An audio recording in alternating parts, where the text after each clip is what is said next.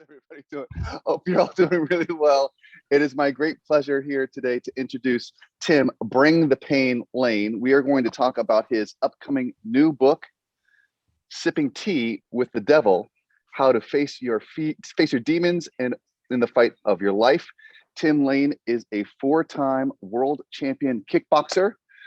He is his home here is in Las Vegas, Nevada, where I'm at right now, and him and his beautiful wife, Michelle, live here, and he trains at the Extreme Couture MMA gym, where six-time world champion Randy Couture trains.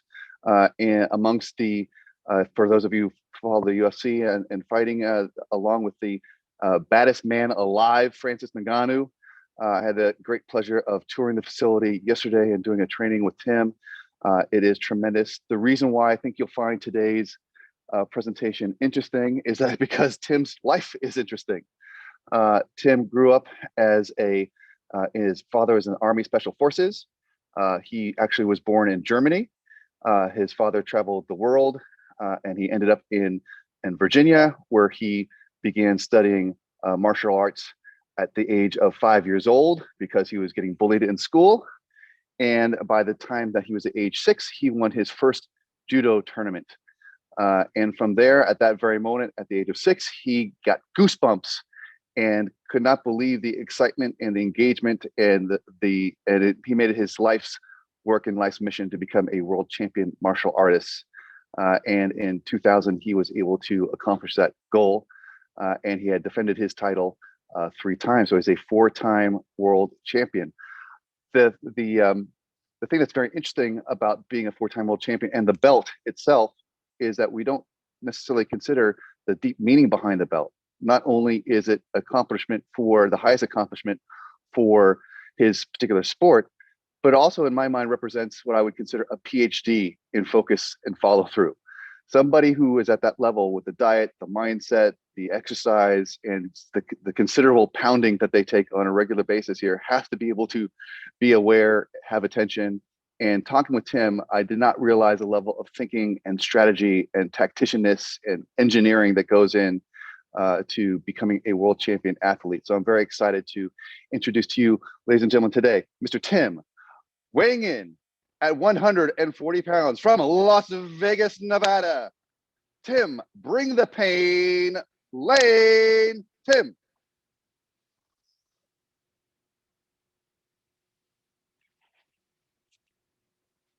Is Tim mic mute? Is your mic mute? That was the best introduction I could possibly do. And then crickets. That's the story of my life, though. Can you hear it, Tim? Craig, can you unmute Tim? I'm working on that. Hello, mic check, mic check. There we go. There we go. There we go. There we go. All right. Thank you, guys. Thank you, Antonio. Good morning, Breakfast Clubbers. That was a great introduction. That was the most delayed gratification introduction I think I've ever seen. The excitement was palpable here in Vegas, ladies and gentlemen. Okay. So what we're going to do is we're going to do this in an interview format, you guys, to make it a little bit more interesting here. We've been working with Tim on his upcoming book and spending quite a lot of time together, and it's a fascinating story. What we did in the book is cover actually all of Tim's 16 professional fights. And in those fights are lessons that he learned in both preparing for the fight, during the actual fight, and then as a lesson of the fight. Tim's record is 15 wins and 1 loss by decision. And the record is impressive. Randy Couture calls him the champ. So if you know anything about fighting, you know that's a very big compliment here, and well-deserved, of course. So, champ, what I'd like to do here is just go back to the very beginning here. At age 6, you're in your very first tournament, and I'd love to be able to have folks get a little bit of an insight of your very first fight and what that meant to you. Can we go back to that age 6 here in your first tournament? Yes, my first tournament was in Fort Sill, Oklahoma, at the Fort Sill Judo Club, and I had been training in judo for just a little under a year. And my father was gone on and off. He was in the special forces, but he happened to be home the weekend that I had this tournament. So when he showed up, I was so excited to show him how good I've gotten. And I was so excited to be able to defend myself at the bus stop. And I had to compete against 3 people. And I used the same move on all three people, which is a headlock takedown that I had become really good at. And I beat all three. And when the referee put the gold medal around my neck and raised my arms, I got this feeling through my body that I had never felt before, which is goosebumps. That people clapping for me and smiling at me and being so nice to me, I had not felt that in my life yet. So that feeling was something I would long for forever. Best feeling I ever had was goosebumps. And so if we move forward here, you kind of knew at that point that that was it. That's what you want to do. You want to dedicate your life to becoming a martial artist. Were there any people at that time that inspired you as far as that you looked up to, as far as a martial artist, a fighter of some sort, that you wanted to be like that person, or aspire to be that type of a fighter? When I was a child, Hmm. yes, when I was a child, it was Bruce Lee. Bruce Lee was my idol. So yeah, I want to be like him. Hmm. And eventually, you actually went through Bruce Lee's training pro, not with Bruce Lee himself, of course, here, but with his descent. Can you talk a little bit about your actual training with the Bruce Lee style? Yes, I was in Virginia at the Virginia Karate Club, and there was a karate system that was from a man named Joe Louis, and Joe Louis was Bruce Lee's #1 student in kickboxing. And Joe Louis was actually the first person in the United States to do American kickboxing, and that was the system that I achieved my black belt in. I had been in a bunch of different martial arts, but as my dad would move from military base to military base, I was never able to stay long enough and achieve my black belt. But in that system, in Bruce Lee's system, I was able to receive my black belt and put all of my tools together with my kicking and my punching. And so let's jump up here. We're going to tell you a very fascinating story, you guys, today, because today's story is probably unlike any boxing story that you've ever heard. And I don't even hesitate to say that. I know you've all heard amazing boxing stories, but you've never heard a boxing story like you're about to hear today. We're going to jump and we're going to talk about one fight in particular. And that fight is against we're going to call him the bad guy for the sake of this particular discussion here. And I want Tim to set the scene for the actual fight.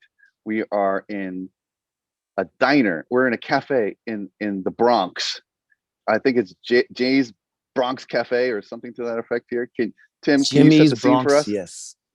Well, it's January 15th, 2000 in the Bronx, New York, and we're at Jimmy's Bronx Cafe. And there was a guy named Tommy the Warrior Rodriguez, who was the best fighter, especially in the state of New York. He was a Golden Glove champion, and he was undefeated with 13 wins and 0 losses, 10 of those wins coming by knockout. 4 weeks before the For, fight, his for folks, just for opponent. folks who don't know, hold on one second before we go. Just for folks who do not know what a Golden Gloves champion is, Golden Gloves champion is the highest amateur ranking that you can have in the world as an amateur boxer, other than the Olympics. Muhammad Ali, Mike Tyson, Floyd Mayweather, Sugar Ray Leonard. I mean, these are all Golden Gloves champions. Is that correct, Tim? Yes, that's right. Okay. Anyone Okay. who's been to the top level of any boxing, if you've ever heard of their name, they were most likely a Golden Glove champion and the best at their weight class. So Golden Glove champion is very prestigious. But Tommy was that. He was the king of New York, and I was a last minute replacement. My record was only 3-0, and my coach asked me, "Do I want to take on this fight?" We took it on, and Jimmy's Bronx Cafe is full of proud, passionate Puerto Rican fans, because Tommy is proudly Puerto Rican. So he's got the flag, and the energy was super high against me. I had 3 fans there. And when the fight started, it was very difficult, but I was so hungry and so dedicated to what I was doing that I in the 3rd round, I knocked him out, and the place went dead silent. And we had to get out of there fairly fast. It was a hostile territory. I think he probably could have used Bill Buchanan with him to help him move the crowd and gain safe access exit away from the building. Bill is one of our Marine veterans here, and then highly capable gentleman when it Oh comes yeah. to Well, Bill, moving we people needed you on along. that one. So you guys can imagine here, essentially, and my mom happens to be Puerto Rican here, but you can imagine the island of Puerto Rico basically is in Jimmy's Bronx Cafe here, rooting for the favorite, Tommy the Warrior Rodriguez. And here comes Tim Lane and knocks him out in 3 rounds. And he doesn't even have any time just to celebrate. He has to get the hell out of there. So you can imagine there's not much celebrating to do. So what ends up happening is where things get interesting. Tommy, and I had the opportunity to interview Tommy and Tim together. And Tommy became incredibly depressed after this loss. He was by all means and measures, as Tim says, the king of New York. And he was a very proud man. And his father was a policeman in New York, and he's a policeman his father was a policeman in Puerto Rico, and he's a police officer in New York City. And the pride of the town. And when he was lost handily in 3 rounds with the knockout, he lost essentially his will to live. And ultimately, what ended up happening, which I think is the fascinating part, is that he rededicated his life to redeem himself and to get back his title from Tim. And so what ended up happening is that, by the way, Tommy is a multi-world champion kickboxer himself and Golden Gloves champ. And he told me that he took Tim for granted. He said, here's this little guy who's going to come in here and try to do. So he was actually offended by having Tim in the ring. And he said that he took Tim for granted during this fight and was not at his A level as far as his attention and focus is concerned. And Tim knocked him out within 3 rounds. And these battles are 10 rounds. You can go up to 10 rounds. And so with that in mind, Tommy quit his trainer, quit his gym, and ended up traveling over an hour and a half outside of town. So he'd do a full day at work at NYPD, and then travel an hour and a half to New Jersey to a special gym to train covertly, because he lost face. All of his fans were against him. Even family members are having problems with him. And so he would do this for 2 years. He'd go for an hour and a half on a train to New Jersey, train, and then come back for an hour and a half, and then go to sleep for just a little bit. And he did this for 2 years on the road to redemption. So then we're going to skip 10. How many years until the next fight? It's 2 years. 2 years. 2 years. 2 years. Tim wins the world title for the first time. He's celebrating for the day. The next day, Tommy Rodriguez challenges him to a match. You can imagine, if you get the world champion belt, and it's a beautiful belt, if you're the world champion and you get the belt, the following day, Tommy Rodriguez is calling, I want that belt. So, Tim, can you talk about what happened? What did that feel like to get a call 2 years later from Tommy Rodriguez? I felt very disrespected. For him to call me, well, his coach called my coach, but I was going on vacation because I just won my lifelong dream. And before I got on the airplane the next day, my coach says, hey, Tim, Tommy Rodriguez challenged you for your belt. I was highly disrespected. I felt my coach as well. I said, man, I'm going to get him. I'm going to knock him out again. I said yes to the fight, but I'm going to knock him out in my hometown this time. That's right. And so what's fascinating, you guys, about this is that when I had this conversation with Tim and with Tommy the other day, Tim, obviously, as you just saw, he felt disrespected. And Tommy felt like, hey, I gave you a whole day. I've been training for this for 2 years, for crying out loud here. I gave you 2 years and a day to do this. So Tim, as a matter of fact, I was doing this conversation on Zoom. And while they were having the conversation here, it was getting a little tense. I'm glad they were on Zoom because I had to keep them away from each other. So Tim decided here to go ahead and take the fight. And we're going to just jump to actually the day of the fight. So Tim, I'd love for you to jump here to the day of the fight. And remember, Tommy's been training for 2 years, focused exclusively on you. Can you tell us just a little bit of the insight that you had on what your plan of attack was with Tommy? Well, my training camp was going perfect. The 2 years leading up to that, I had been fighting very regular, going through different levels of fights and winning all my fights. I learned so much about my camp that my preparation was perfect. I had my food right, my nutrition, my condition, my resting, my everything was perfect. And I knew I had beat Tommy before, so my confidence was high. The first time I went against him, my confidence was not high, but I was perfectly trained. Everything was just right. But so you can imagine going in, feeling good, feeling strong here. Can you set the scene? Is this fight located? It's very different from the very first fight. Can you tell folks where the venue was for the next fight? Yes, this venue is in Plainview, Long Island, very close to where I was living, at a place called the Vanderbilt. And the Vanderbilt was a kind of a small, it fit a couple thousand people, but they do shows there. They have concerts and things. So I had all my fans pack the house. It was like a bee's nest. Yes. So it's almost a complete opposite visual of the Bronx FA that you were Exactly. Yes. before. Complete This is opposite. this was the big time. Yes.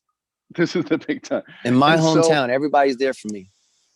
that's right. That's right. And Tommy, I think, had 3 or 4 people himself. So it was completely reversed. The audience was Yep. reversed. Everything was reversed. Okay. So here you're going in, you're getting into the ring, you're seeing Tommy, you're getting your instructions from the ref here in the middle of the ring here. We're about to start the fight here. You go in to touch gloves with Tommy. What's going through your mind right now? I'm going to knock him out. I'm going to knock him out. He has the nerve to come in here and challenge me for my belt. I'm going to knock him out in the first round. Boom. Bell rings. You guys come in here. Share the scene. Well, I did what I said I was going to do. I went out there and I went to him and I used a special move that I've been working on so much. It's called a tap boom. It's where I tap him on the side and then rip it up the uppercut. So it's kind of like a fake punch and then a hard punch. And the very first time I threw it, I hit him in his orbit and I broke his orbit and swelled his eye completely shut. First round. So you guys have seen Rocky, and you remember the scene where Rocky gets hit in the eye in here, and he's got the eyes very swollen here, and he's cut me, Mick, cut me. You guys, everybody remembers that scene, of course, right? Obviously, that was not a real scene here. This situation here with Ty Rodriguez, it was real, and by the way, it was way worse than what you saw for Rocky with Sylvester Stallone. This thing looked like a fist on top of his eye. There's no way that he could see. So now he broke Tommy's orbit here. The announcers and Tim and even Tommy's team are all shifting their appearance after 2 years of the hardest possible training to fight and to get back his name. Within the first round, Tommy is delivered a massive, devastating blow to his eye. What is going through your mind here as we approach round 2?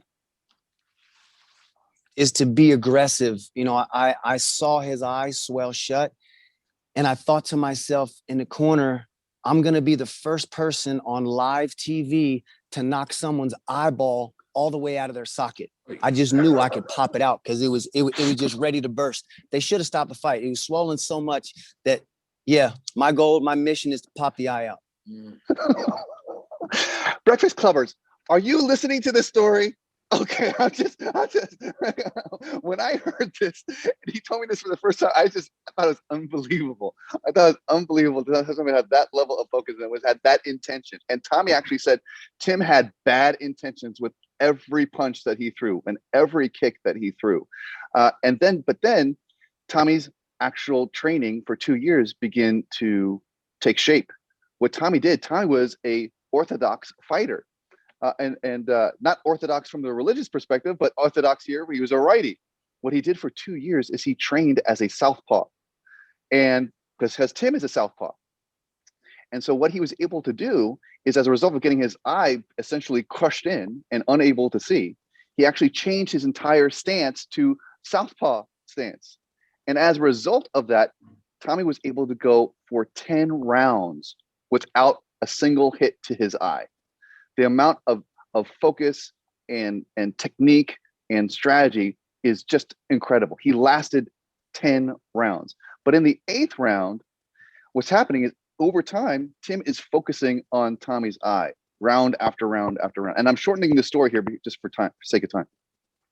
And so Tommy has been studying Tim's tapes over and over again. Tommy said that he studied Tim's fight tapes so often that he was using a VHS, of course, at the time. He said there was just snow on the tape. He could barely see the actual video anymore because he had played and rewinded the tape so many times studying the fight. And so he applied this strategy to Tim and lasted for 10 rounds. But in the 8th round, his eye began to continue improve over rounds. With each successive round, Tommy's eye was getting better, and Tim was getting more and more frustrated because he was so focused on the eye. But in the 8th round, Tim, something interesting happened. Can you share what happened in the 8th round?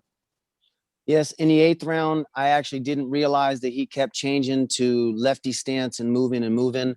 So I was throwing my left leg round kick, which is my favorite kick. It normally goes to the liver, but because he had changed sides, it hit him in his hip, and I broke my foot in round 8. So it was round 8, broke my best weapon. Oy. Right. So imagine this. We have Tommy with this giant melon on his face with his eyeball. We have Tim with a broken foot. Now, Tim said something very interesting here, and because here this is a very open-minded group here and appreciates this kind of a commitment to folks. You actually had no problem fighting with a broken foot. What was your thoughts about fighting with a broken foot and being able to throw more kicks? Did you stop kicking people as a result of having a broken foot? No, I didn't stop kicking people, but one thing about that I've learned in martial arts and in competition is how to cut something off mentally. So if something was injured, I would just mentally cut it off so I didn't feel my foot. That was kind of a professional thing to be able to do, is to cut off feelings and emotion while in battle. And you had said something to me about the foot, like, since it's broken anyways, I might as well throw more kicks. Yep. You're gonna have to get it fixed. Can you share about that? Well, it was my main weapon, and I knew that I could still use it, and I'm gonna have to get it fixed anyway. So they're gonna cast it up. I may as well just throw it in there. It's a great weapon. So I didn't slow down on using my kick. Mm-mm. Is it just me? I don't know. He's throwing with a broken foot. He's still throwing kicks with folks. So Tommy's eye is getting slightly improved. Tim is getting frustrated because Tommy's strategy is working. Let's go into round 9, Tim. Here, you're broken foot here. You're going into round 9. You're a little bit frustrated here because all you want to do is pop Tommy's eye out of his socket here. Tell me about round 9. Man, I was focused on his eye. I stopped thinking about my foot, and I continued to fight. I was in my zone, but I was really focused on his eye, and he kept changing things and using angles, and he just did really well. I was singly focused, but he had a plan. Yeah, and Tommy, I found out, this is 20 years later, I found out that Tommy didn't even know that Tim's foot was broken at the time, the way that Tim was fighting here, which was very impressive. And so what I thought was, Michael, did your phone fall over here? So Tim, I don't know, Tim, can you give me a mic check? Yes, mic check. Okay, great. So Tim, Tommy told me that in the 8th round, he felt that he fought so hard and so well that he was able to redeem himself. So he had not even the announcement here, the last round didn't even happen. And Tommy felt like he was able to have his name back. He was able to wear the warrior nickname that he had, again, with pride, that he did everything that he needed to do here. And whatever was going to happen after basically the 8th round was all bonus. So he really felt like he had that 2 years was just incredible. And so on the 9th, so we're going to go into the 10th round now. Let's go into the 10th round, the final round. Describe it for us. Well, I had given a whole lot of energy, and I was getting fatigued. My foot wasn't allowing me to move really fast, and he kept cutting angles. So I figured what I had to do was go out there and talk trash to him and tell him to stand in the middle and fight with me and stop running from me. So I came out and I said, by the way, that comment that Tim just made had a lot more colorful language in it. Please continue. Well, Breakfast Clubbers, I'm trying to keep it clean, but I came to the middle of the ring and I told him, stand here and battle me like a man. And yeah, that was it. And he did. He stood there and we fought toe to toe in the middle of the ring, round 10. And then the final announcement here. what transpired for Tommy, I refer to it as 2 years and 10 rounds to redemption. Tommy made the ultimate sacrifice regarding to his family, his work, his body, his energy, his spirit, to go for 2 years outside of his own gym to train and to prepare for this year, and was able to get his name. What were you feeling about Tommy Rodriguez after the 10th round was over and you're waiting for the judge's decision? I was just thinking, wow, I'm amazed that this man came back like that. I mean, he's a true warrior. I had respect for him as a warrior. And the judge decision came in here. First one here. How did the first judge score the fight? The first judge gave the fight to Tommy, and I thought, I didn't know. I thought I was going after him the whole time, but the first judge gave the fight to Tommy Rodriguez. Right, and then the second judge gave his score. What happened to the second judge? Second judge gave the fight to me. So, folks, here, it does not get more tense than this. Here, it's coming down to one judge. Who wants to know what the third judge scored the fight? Tell folks here what happened with the third judge. The third judge scored the fight in my favor, and I retained my title. Yeah. But wow, what is close. And no more fighting. I knew that night I'm not going to fight this guy again. Yeah. What an amazing story here. And you guys, by the way, that's not even the amazing part. We just went over 13 rounds. Well, actually, technically 13 rounds of fight here, but that is not even the most amazing part. We're going to move 20 years later into the future here. COVID, the pandemic hits. Tommy Rodriguez, and these guys have not talked for 20 years. COVID hits. Tommy's in law enforcement in New York here and gets COVID. He's very, very ill. Because of the situation with his family and his friends and so on here, he's really isolated himself as a result of this. And in a bit of trying to boost his confidence and boost his energy, but the level of depression he's having is still great. He finds Tim's workout videos on YouTube. Tim has been making a series of videos and free video trainings on YouTube for folks to do during COVID. Tommy finds these videos, and then something fascinating happens. Tim, tell us what happened. Well, I'm doing these free Zoom workouts at home, and I have some family members and some family, friends that come on the Zoom workouts. And sure enough, one day Tommy Rodriguez popped up on my Zoom workout.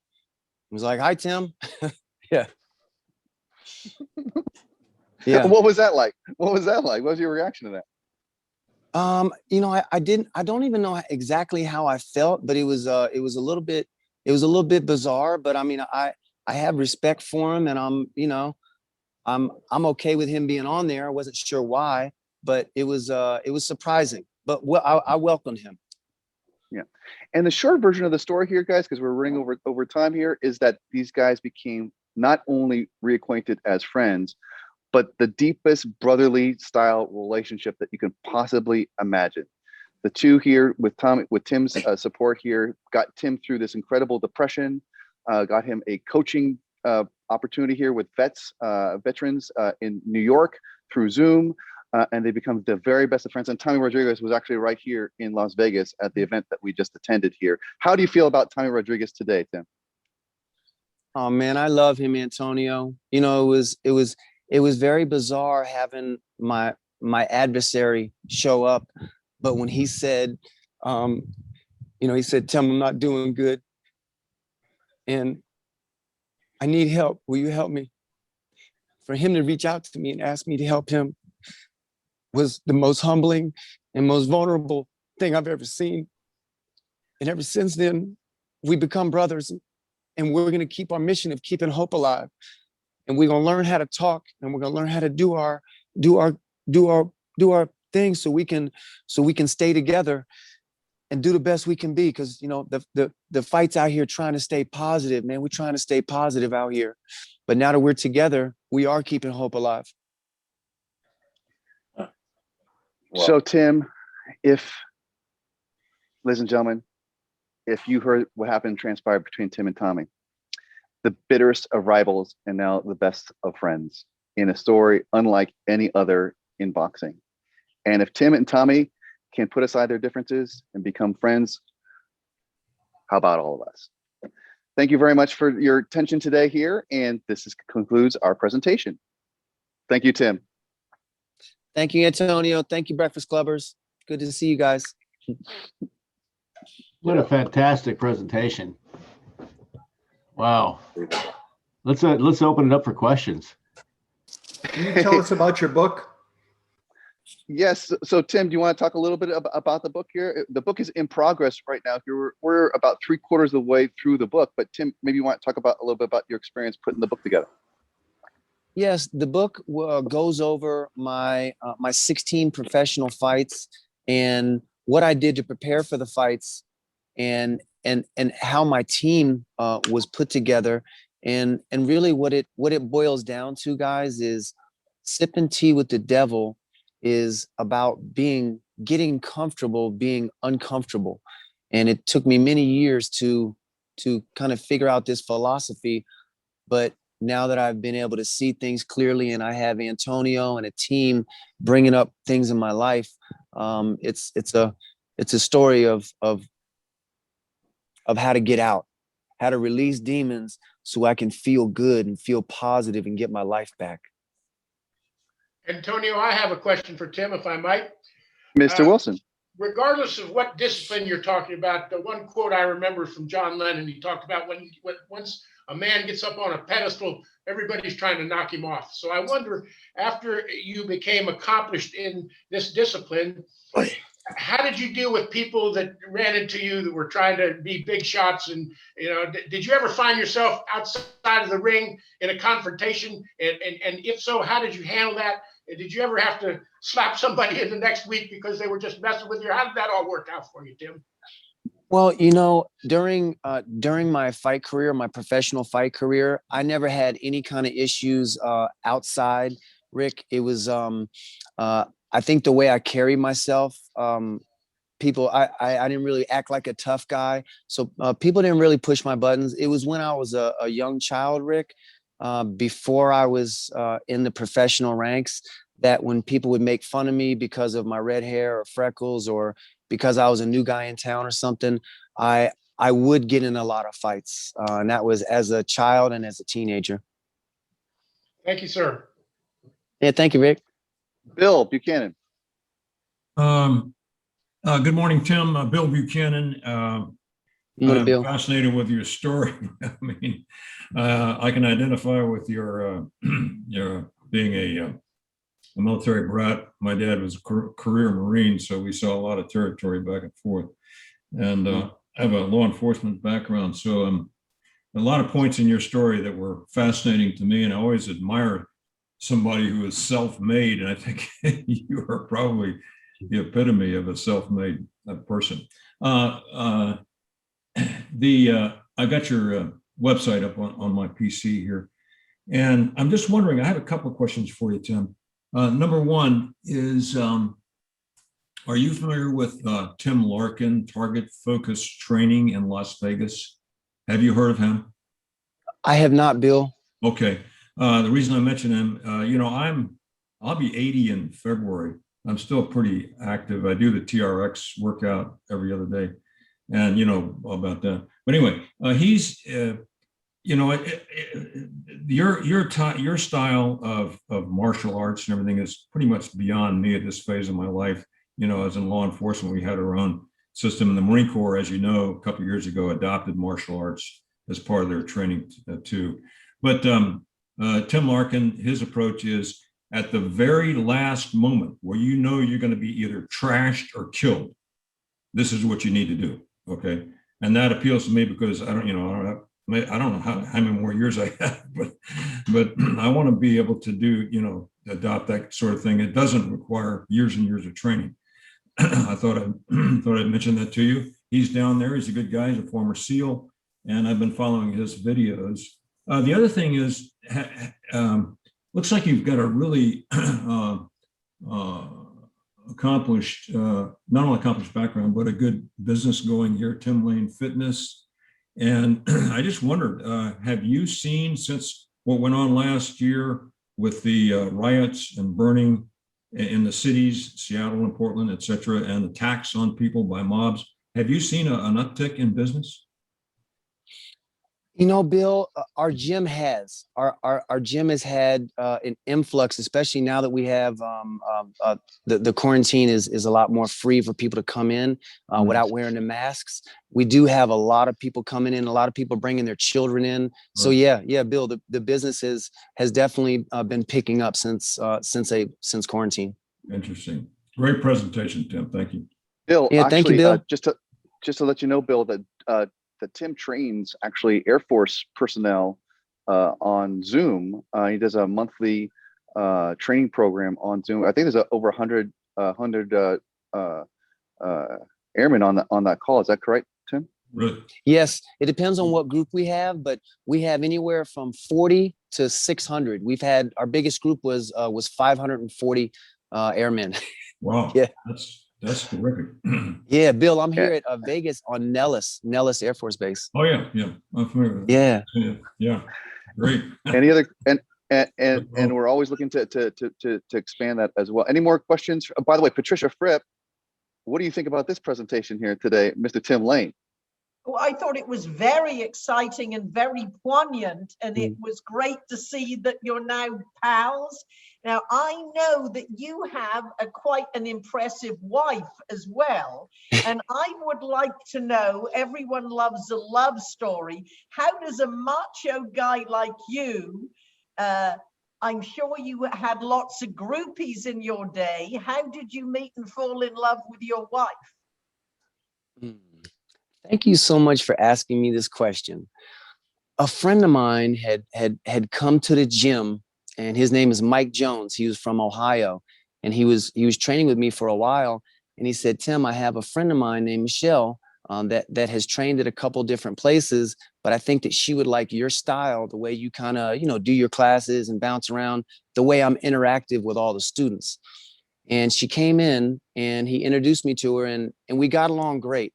But what it was, Patricia, is we had both been here for a little over a year, and we had been dating. And in Vegas, the dating scene, once you've gone through it long enough, it's like, man, I've had enough. This is just crazy stuff. We're both not going to date each other, or we're kind of done dating. And I try not to have that kind of feelings for someone at the gym. But after 2 months, there was an event that Randy Couture and his son, Ryan Couture, were doing. That was a red carpet event, something kind of, something really nice. And we both were invited to it. And it was the first time, Patricia, that I saw her in a dress. And when I saw her, I was like, we were friends from training and stuff. And I liked her. She's funny. She's cool. But I saw her in a dress, and I was like, oh my God, I don't think I'm supposed to feel like this. Yeah. So that night at that really nice event, we danced, and we just, and we connected. So we trained, and then we became friends. And then that night, I saw her in a dress. And they're an incredible team. I've had the chance to spend some quality time here with Tim and Michelle, and they're an amazing team here in LA. Any other questions? Yes, I've got one. Tim. First of all, Bill Buchanan, I too am a big fan of Tim Larkin, because as you know, at our age, an extended fight would not work for us. We need to end it as quickly as possible. To Tim Lane, I say, if any martial artist ever developed a program to stop a fight quickly, us older gentlemen would sign up in droves, but there's nothing out there other than Tim Larkin. Let's solve this problem right now, Tim. Let's solve this problem right now. I'm going to solve the problem right now for you, Tim, and for Bill, and for everybody else on this call. There's actually one thing that you can do if you get into this situation and there's no way out. It is one tap. Who would like to know the place to hit somebody, male or female? It doesn't matter, to get out of a serious brawl if you cannot run away. Who would like to know what the secret is today? Ready to go? Tim, I think it has something to do with what you said on Brad Lee's show.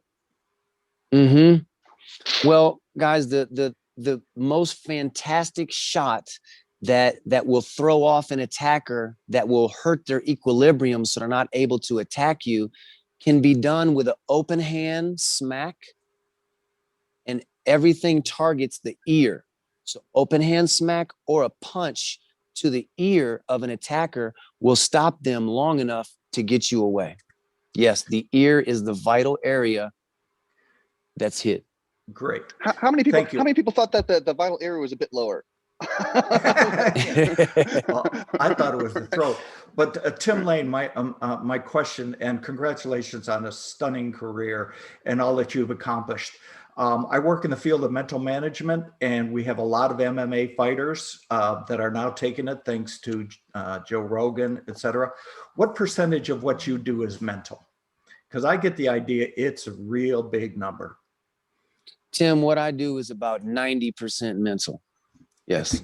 That's exactly what people ask. I've asked professional boxers and they'll go as high as 98 because Yes. like you said, you had to be thinking against the warrior. What am I going to do? And he was thinking, and you know, it was just remarkable. And the training, getting up every morning, having to do that when you don't feel like it. It's very, very admirable, sir. Thank you, Yeah, Tim. And I'm gonna tell you something. Go ahead, Tim, sorry. that feeling never went away. I woke up this morning at 4:30 because I do a 5:30 a.m. Boot camp class today, and I still hate to wake up, but I always feel so much better after, and that's why I'm able to feel like this today. Even though Antonio said this was early, I love being on here with you guys, and I was able to do my daily routine as well. So it is mental. Yeah. Thank you. I was also up at 4:30 a.m., but I was having cocktails and about to go to sleep. So one of the things that Tim is doing, which I'm very excited about here, I'll share with you guys here, and we're off the main part of the call, is that I realized after studying Tim and other world champions that Tim has been working with fighters here, is that the level of focus is phenomenal. And through a series of working with Tim for the past few months, we've developed a program exclusively on focus. And so there's a 5-step model for focusing. It could be transferred to anybody engaged in any kind of activity. You do not have to be a fighter or a boxer or an athlete even to apply these concepts. And so that kind of came about as a result of actually working on this book project. And that's going to be the next project that we talk about. But it's actually World Champion Focus is that program. And I'll be making an announcement a little bit down the road to you guys if you guys are interested to learn more about that. Any other questions for Tim? I have a Betty. question. Hi. Thank you for your presentation, and I can't stand fighting to preface my comments, but through each of your comments, I was able to get a principle like focus and whatever. So thank you. I have a question about the bullying. Have you thought, or maybe you've already done so, about any programs, or do you talk to kids about bullying and respecting one another and so forth? Have you done anything like that, or maybe I missed it? Yeah, you know, Betty, I do. I have one of my colleagues named Master Chan from Minneapolis. He developed a program called Verbal Judo, and it's a whole program that goes through how to teach these young kids. And I even have a lot of adults, Betty, that ask me, ways, how can I twist something around if somebody disrespects me? So that's a huge part in the training, especially for the children that I train. Thank you. Yeah, thank you, Betty. Thank you, Betty. And Patricia, another question. Did your father, Tim, live long enough to see you a champion? Yes, and Patricia, he was there. My mom and my dad and my sister and my brother and a large part of my family came to the majority of my fights, but all of them were there the night that I won my world title. Yes. Yeah. Actually, for our veterans in the audience here, and our obviously we all support our veterans, especially here in San Francisco and with this group. Tim is working with an amazing organization called MVP here in Vegas, and they have chapters throughout the United States. Can you share a little bit about what you do with MVP, Tim?